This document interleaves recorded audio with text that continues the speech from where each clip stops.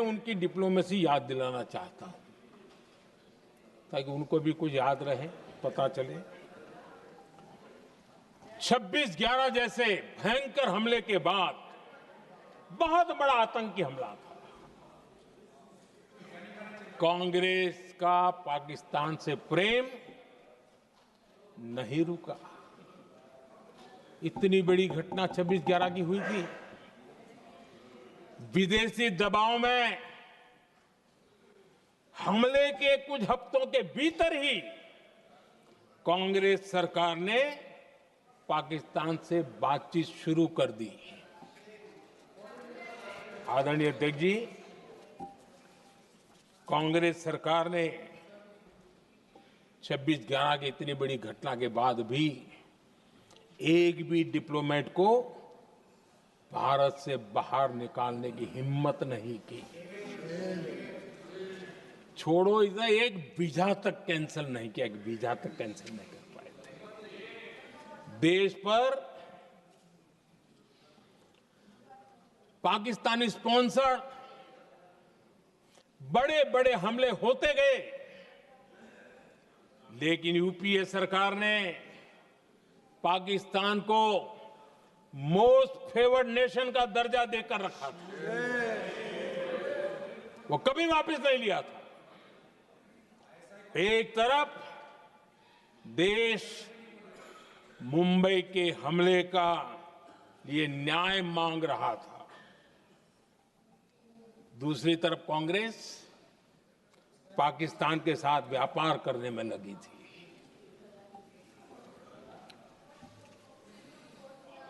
पाकिस्तान वहां से खून की होली खेलने वाले आतंकियों को भेजते रहे और कांग्रेस यहां अमन की आश के मुशायरे किया करती थी। मुशायरे होते थे। हमने आतंकवाद और अमन की आस का ये वन वे ट्रैफिक बंद कर दिया।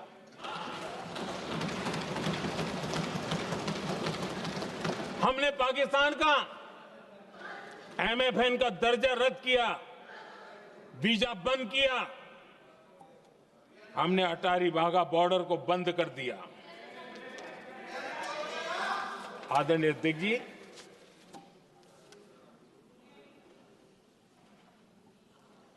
भारत के हितों को गिरवी रख देना ये कांग्रेस की पार्टी की पुरानी आदत है। इसका सबसे बड़ा उदाहरण सिंधु जल समझौता है। सिंधु जल समझौता किसने किया? नेहरू जी ने किया। और मामला किससे जुड़ा था? भारत से निकलने वाली नदियां,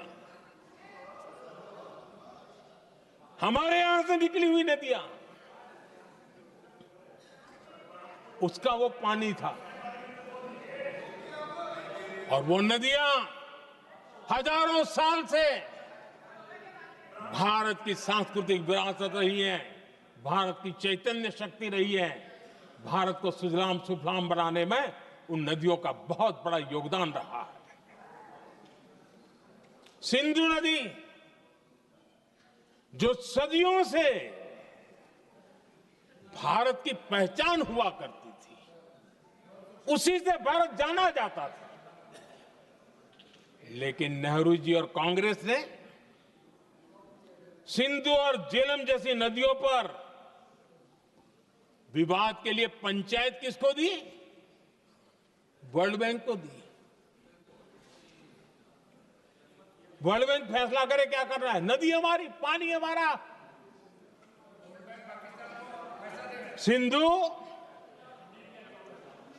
सिंधु जल समझौता सीधा सीधा भारत की अस्मिता और भारत के स्वाभिमान के साथ किया गया बहुत बड़ा धोखा था।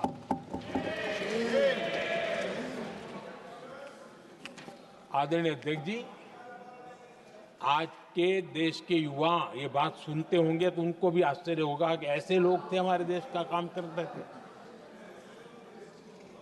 नेहरू जी ने इस ट्रीटी करी और क्या किया, ये जो पानी था, जो नदियां थी, जो भारत से निकल रही थी, उन्होंने 80% पानी पाकिस्तान को देने के लिए वो राजी हो गए।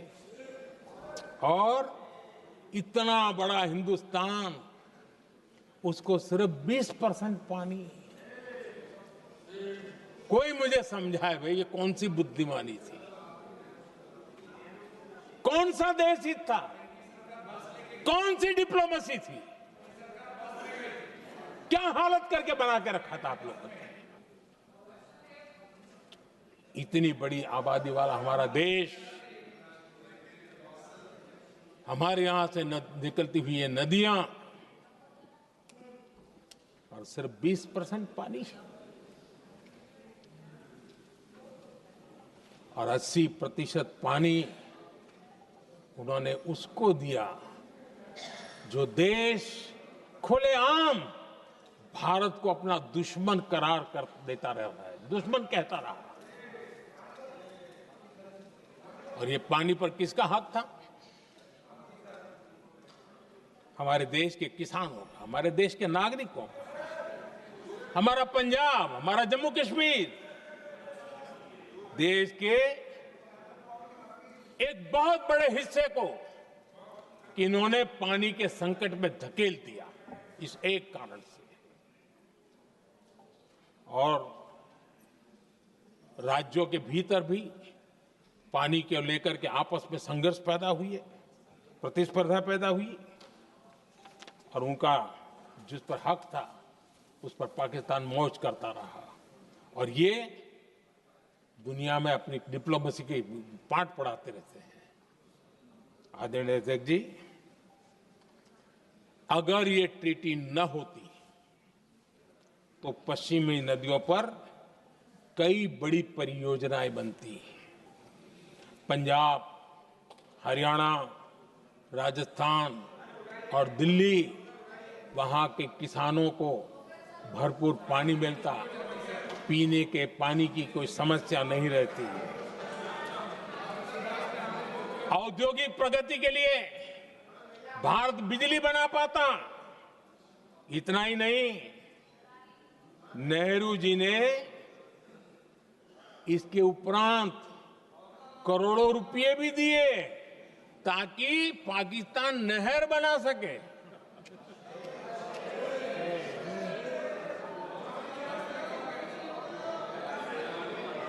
आदरणीय अध्यक्ष जी, इससे भी बड़ी बात, देश चौंक जाएगा। ये चीजें छिपाई गई है, दबा दी गई है। कहीं भी बांध बनता है तो उसमें एक मैकेनिज्म होता है उसकी सफाई का, डीसिल्टिंग का।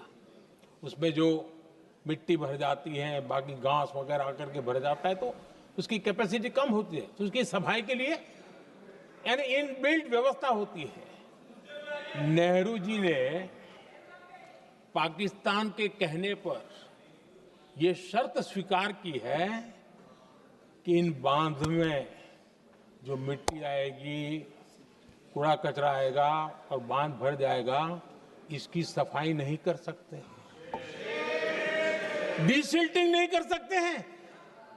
बांध हमारे यहां, पानी हमारा, लेकिन निर्णय पाकिस्तान का कि आप डीसिल्टिंग नहीं कर सकते। इतना ही नहीं, जब इस बार मैं डिटेल में गया तो एक बांध तो ऐसा है कि जहां ये डीसिल्टिंग के लिए जो गेट होता है ना, उसको वेल्डिंग कर दिया गया है ताकि कोई गलती से भी खोल करके वो मिट्टी को निकाल ना दे।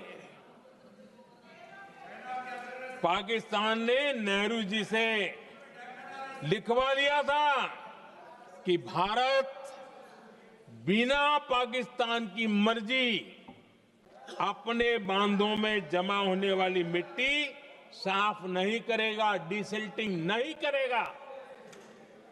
ये समझौता देश के खिलाफ था।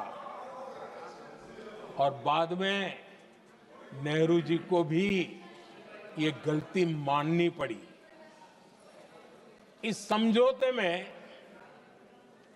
निरंजन दास गुलाटी करके एक सज्जन उसमें जुड़े हुए थे। उन्होंने एक किताब लिखी है।